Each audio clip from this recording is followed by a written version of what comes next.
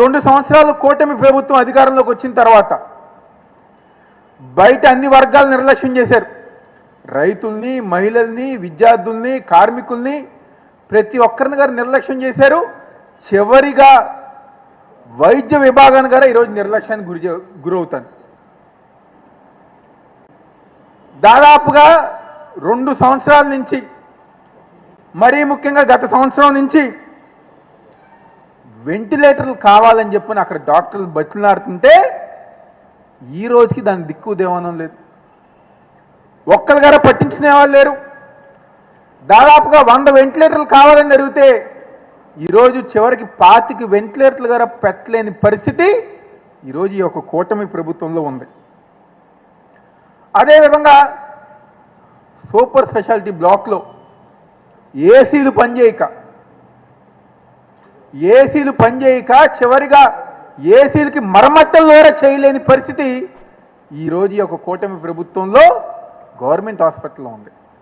పేషెంట్లు ఎండాకాలంలో వచ్చినా, డాక్టర్లు చూస్తానికి వచ్చినా పాపం పేషెంట్లు ఎన్నో ఇబ్బందులు పడుతూ ఆ ఒక్కపూటకి గల చాలామంది ఇబ్బంది పడే పరిస్థితి ఈరోజు ఈ యొక్క విజయవాడ గవర్నమెంట్ హాస్పిటల్లో ఉంది. ఆపరేషన్ థియేటర్లో ఏసీలు పనిచేయవు, సరైన వైద్యం అందించరు,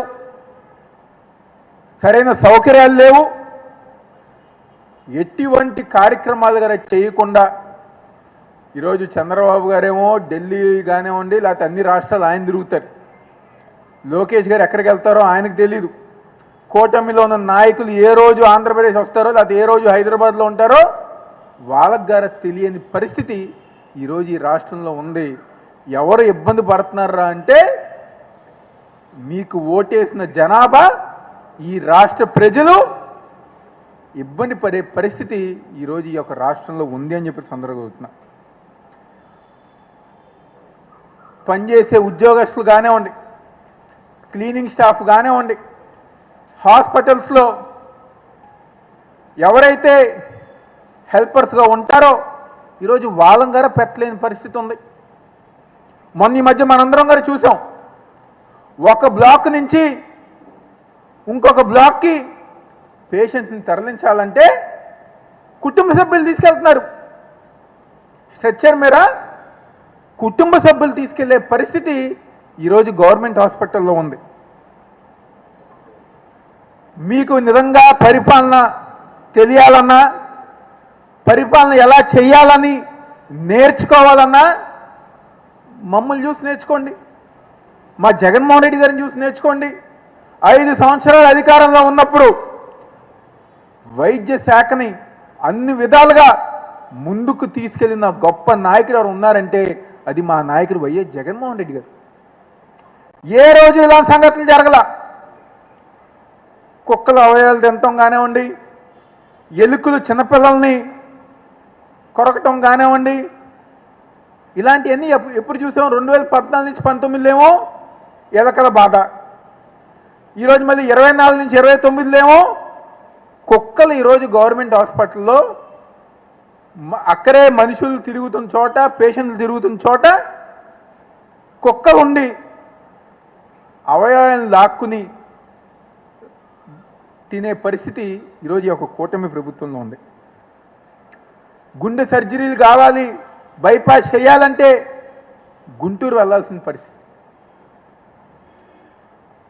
ఎన్టీఆర్ జిల్లాలో అన్ని గవర్నమెంట్ హాస్పిటల్ని, మరీ ముఖ్యంగా విజయవాడ గవర్నమెంట్ హాస్పిటల్ని అయితే పూర్తిగా ఈరోజు నిర్లక్ష్యం. ఎవరి కోసం, ఎందుకు? ఏం మీ పరిపాలన? 40 సంవత్సరాలు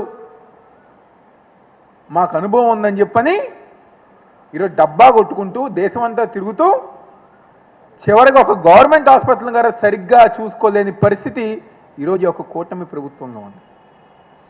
నేను ఇందాకే చెప్పాను కదా, మీకు పరిపాలన మీరు చేయాలి అనుకుంటే, పరిపాలన ఎలా చేయాలో నేర్చుకోవాలంటే జగన్మోహన్ రెడ్డి గారిని చూసి నేర్చుకోండి. వైద్య విభాగం కానివ్వండి, రైతాంగం విషయంలో కానివ్వండి,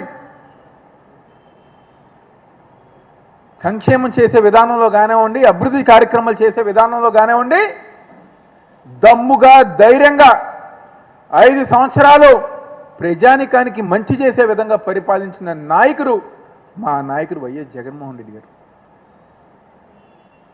2 సంవత్సరాలు కరోనా వచ్చింది.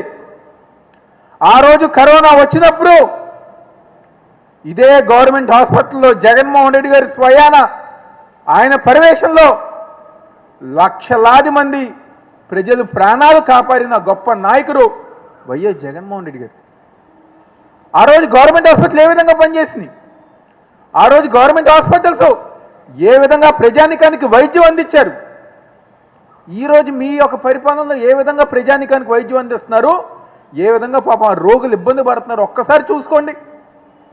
ఏ రోజు వేరే రోగులు ఇబ్బంది వల్ల మా హయాంలో ఆరోగ్యశ్రీ తీశారు. ఈరోజు ఆపరేషన్ చేయించుకోవాలన్నా లేకపోతే ఏదైనా చికిత్స పొందాలన్నా సామాన్య ప్రజానికం ఎన్ని ఇబ్బందులు పడుతున్నారో ఒక్కసారి మీరు తెలుసుకోండి. ఈరోజు ఆరోగ్యశ్రీ తీసేసి నేను ఆపరేషన్ చేయించుకుంటే లక్షలు ఖర్చు అయ్యి పాపం ప్రజానికం ప్రాణాలకు ఎన్నో ఇబ్బందులు పడుతున్నాయి. ఇన్ని కార్యక్రమాలు, ఇన్ని నీచమైన కార్యక్రమాలు, ఇలాంటి పరిపాలన నాకు తెలిసి ఆంధ్రప్రదేశ్ రాష్ట్రంలో చంద్రబాబు నాయుడు తప్ప ఇంకెవరు గారు చేయలేరు. ఇప్పటికన్నా కళ్ళు తెరిచి మీ షో రాజకీయాలు మానుకుని వైద్యం సరిగ్గా అందించే విధంగా, గవర్నమెంట్ హాస్పిటల్ సరిగ్గా ఉండే విధంగా, వాటిని సరిగ్గా మెయింటైన్ చేసే విధంగా, చివరికి ఏసీలు ఫ్యాన్లు గారు పనిచేయని విధంగా ఈరోజు గవర్నమెంట్ హాస్పిటల్ పనిచేస్తున్నాయి. ఎంతకన్నా నీచమైన పరిపాలన ఇంకెక్కడ ఉంటుందా? అవన్నీ గారు పనిచేసే విధంగా, ఎవరైతే హెల్పర్స్ ఉంటారో స్టాఫ్ ఉంటారో వాళ్ళని నియమించే విధంగా, సూపరింటెండెంట్లు సరిగ్గా పనిచేయించే విధంగా ఇప్పటికైనా చంద్రబాబు నాయుడు గారు కానివ్వండి, లేకపోతే కూటమిలో ఉన్న పవన్ కళ్యాణ్ కానివ్వండి, లేకపోతే మంత్రి కానివ్వండి, ధ్యాస పెట్టాలి, సరిగ్గా చూసుకోవాలి అని చెప్పని ఈ సందర్భంగా వైఎస్ఆర్ కాంగ్రెస్ పార్టీ తరఫున మేమందరం గారు డిమాండ్ చేస్తూ, అదేవిధంగా ఈరోజు ఉదయం మీ అందరు గారు చూసే ఉంటారు పెట్రోల్ డీజిల్ ధరల పెంపు. దేశం మొత్తం మేర ఆంధ్రప్రదేశే నెంబర్ 1.